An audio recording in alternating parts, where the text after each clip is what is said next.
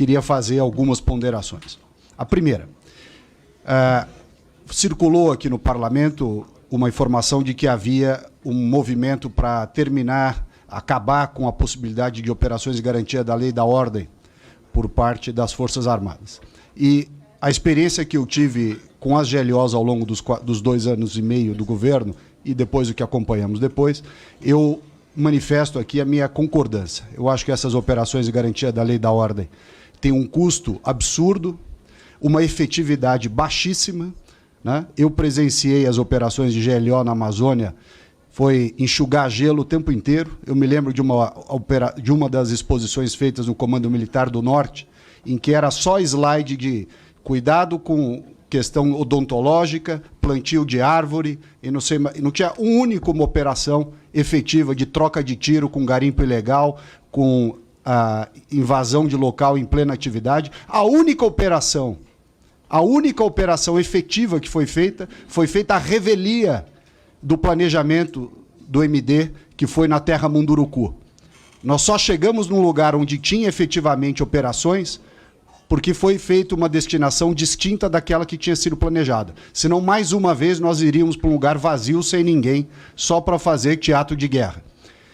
E, aliás, esta Operação Munduruku resultou na apreensão do avião da FAB pelos indígenas lá em Jacareacanga, e quem mandou os indígenas para Brasília no avião da FAB para liberar o avião foi o então ministro da Defesa.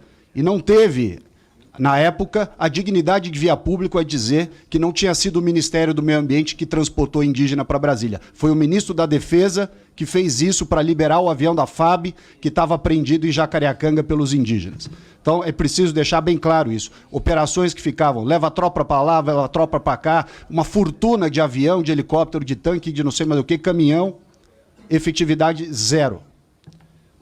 Segundo, artigo 142. Mais uma vez, apoio nosso para a mudança desse artigo 142. Tanto se falou na história de papel moderador, atuação, etc. Não tem papel moderador nenhum, não foi usado e não deve ser usado. Realmente, melhor remover o artigo 142. Aliás, com relação às GLOs, lembro aqui que quem desempenhou um papel muito importante lá foi a Força Nacional, junto com a Polícia Federal, o IBAMA e o ICMBio. Essas operações, sim, tiveram muita efetividade em solo, mas só quando a Força Nacional entrou nas operações.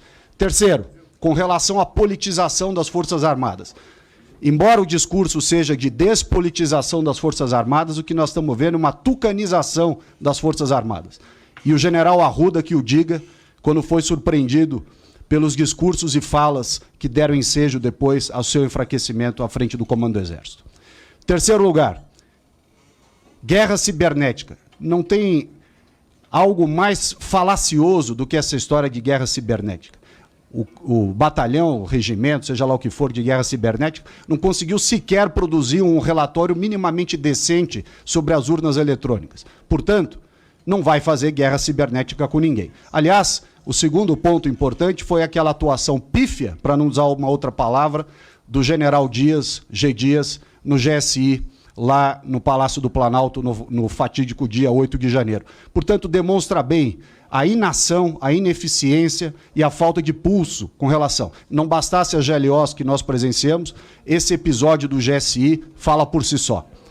Quarto ponto, essa obsessão com conteúdo nacional, e aqui, senhor presidente, eu peço vênia, entendi bem a sua colocação, muito pertinente, mas peço vênia para dizer que nós estamos aqui há 40 anos gastando os tubos do dinheiro do contribuinte brasileiro com essa história de submarino nuclear, satélite brasileiro, e nunca chega ao destino. É um enterramento de dinheiro sem fim, com essa obsessão de conteúdo nacional, uma mentalidade da época do Geisel. Não tem o menor sentido isso.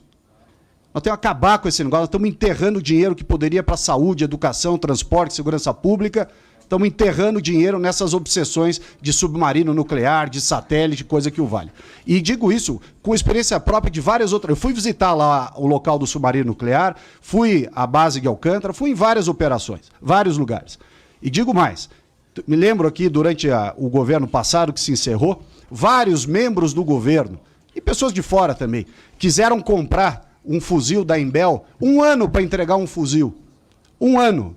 Então, quando eu vejo essas apresentações de empresa nacional de defesa, isso é uma piada.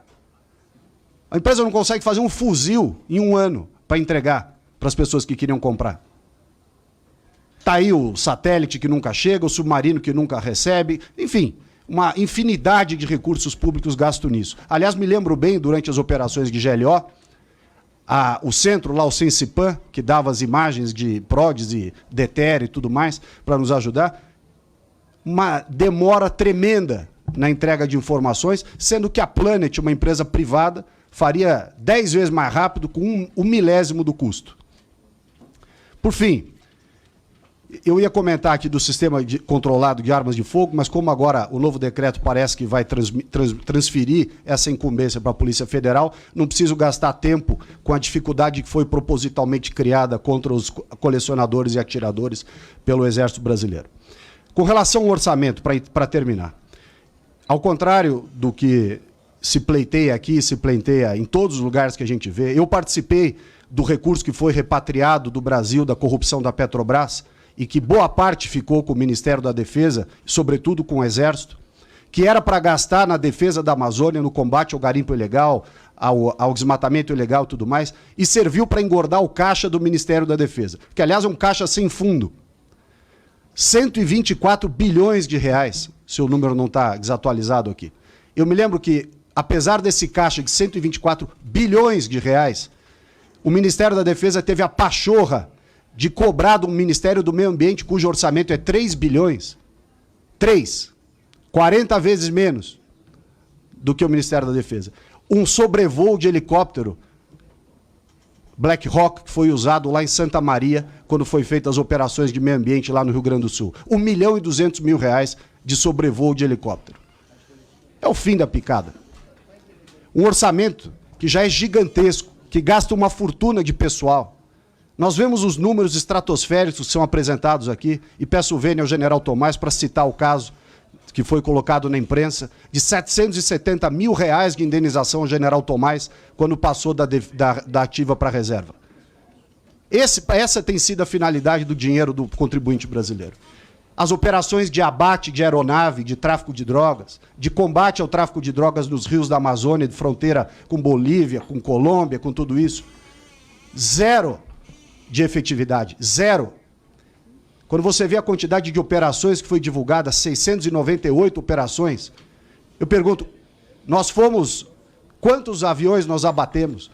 Quantas operações de conflito houve com os traficantes? Isso sim, nós estamos gastando dinheiro com inimigos fictícios. O míssil de não sei aonde, a bateria antiaérea, para guerrear com quem? Com a Argentina, que não tem nem doce de leite mais. Para quê? O inimigo fictício, a gente fica gastando fortunas do contribuinte brasileiro com essa obsessão de míssil balístico. Míssil balístico para quê? Se nem na fronteira, para a lei do abate, a gente usa o armamento que tem. O Brasil tem a fronteira mais peneira, vazia que nós temos. Ninguém quer ir para o confronto. É só desculpa para não ir no pau. Ou seja, nós estamos gastando uma fortuna de dinheiro do contribuinte com inimigos fictícios e o inimigo real, que é esse da fronteira, a turma foge do combate como o diabo foge da cruz. Eu, portanto, senhor presidente, fica aqui a minha manifestação para que nós não ampliemos o orçamento das Forças Armadas, tenhamos sim o fim da GLO e revoguemos o artigo 142. Essa é a minha posição, agradeço o tempo despendido. Muito obrigado. Registrada a manifestação do deputado. Pela ordem, presidente, eu gostaria de solicitar